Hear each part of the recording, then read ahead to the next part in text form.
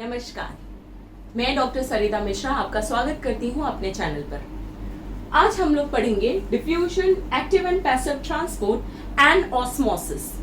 इसके लिए हम लोग ने इस सीरीज के छोटे छोटे वीडियोस बनाए हैं जिसे आप आसानी से देख सकते हैं। So let's start. Exactly diffusion क्या होता है, क्या है डिफ्यूजन, क्या है एक्टिव ट्रांसपोर्ट, क्या है पैसिव ट्रांसपोर्ट और क्या है ऑस्मोसिस।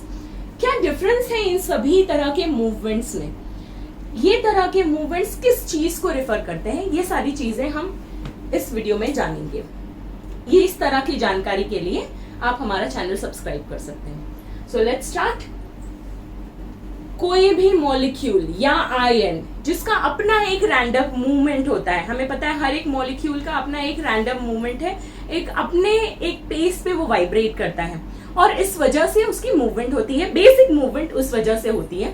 उसके अलावा there are an number of factors responsible for their movement. For example, किस तरह का मॉलिक्यूल है वो, उसकी कॉन्सेंट्रेशन कितनी ज्यादा है, किस तरह के चैनल से वो पास थ्रू होगा। So depending upon these factors diffusion या एक्टिव ट्रांसपोर्ट या पैसिव ट्रांसपोर्ट या ऑस्मोसिस होता है। आज हम बात करेंगे डिफ्यूजन की। फॉर एग्जाम्पल, अगर आपके घर में आपकी मम्मी ने पूजा किया है और उस वक्त इंसेंस स्टिक लिट किया है या कोई अगरबत्ती लिट की है, even though you are sitting in another room, आप दूसरे रूम में बैठे हैं, फिर भी आपको वो फ्रेग्रेंस आएगी। उसका कारण क्या है? उसका कारण ये है कि एक जगह पर मंदिर रूम में आपकी माता जी ने पूजा किया है, वहां पर उस इंसेंस स्टिक्स के मॉलिक्यूल्स बहुत ज्यादा हैं। विद द टाइम वो सारे मॉलिक्यूल्स स्प्रेड हो गए इवनली, राइट, और डिफ्यूज हो गए so that you can also have it's fragrance. अगर किसी ने आपके घर में परफ्यूम स्प्रे किया है, आपको पता चल जाएगा बिल्कुल। क्यों? क्योंकि डिफ्यूजन की वजह से। ठीक है, एक और एग्जाम्पल छोटा सा लेते हैं। अगर आपने एक बोल लिया है फॉर एग्जाम्पल और आपने उसमें एक या 2-4 ड्रॉप इंक डाल दी है, क्या हो जाएगा? बोल के अंदर जो पानी है जिसका कोई कलर नहीं है, आफ्टर सम टाइम, थोड़ी देर के बाद वो कलरफुल हो जाएगा। ठीक है ना? तो ये होता है डिफ्यूजन की वजह से। So let's have a look for its definition. Diffusion is the net movement of molecules or ions from its higher concentration to its lower concentration along the concentration gradient. Very important, this is along the concentration gradient. इसका क्या मतलब होता है कि higher concentration से molecule slowly lower concentration में आएंगे तब तक जब तक कि दोनों साइड का concentration सेम ना हो जाए। जैसे कि हम इस एग्जाम्पल में देख सकते हैं, फिगर ए में हमें क्लियरली दिख रहा है कि मॉलिक्यूल्स कॉन्सेंट्रेटेड है एक जगह पर।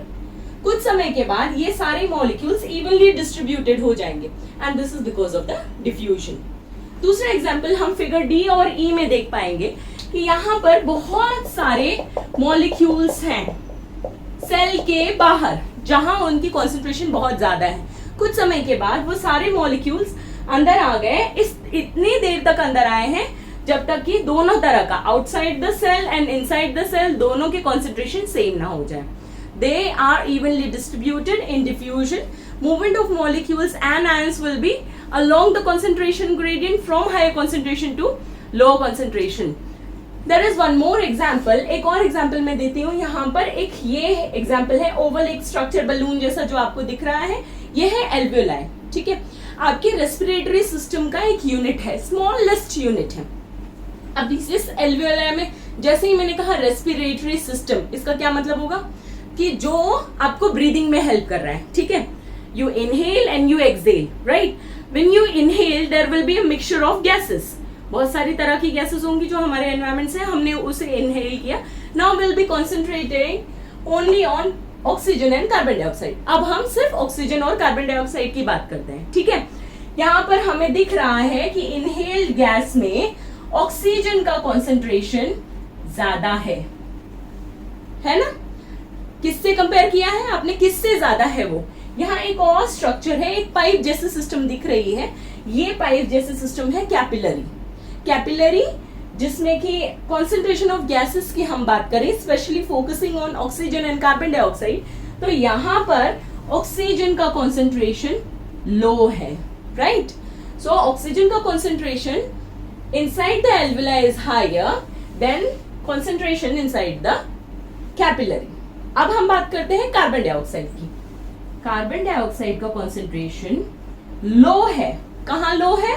इस एल्वुलाई के अंदर. और कार्बन डाइऑक्साइड का concentration is higher in this capillary. So now you tell me, according to our definition of diffusion, movement of oxygen and carbon dioxide will be from where to where?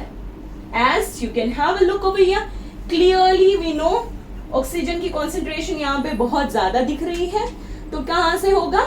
Higher to lower. So there will be a movement of oxygen molecules from higher concentration to lower concentration. तो यहाँ पे diffusion हो गया oxygen का, alveoli से वो कहाँ गया? कैपिलरी में.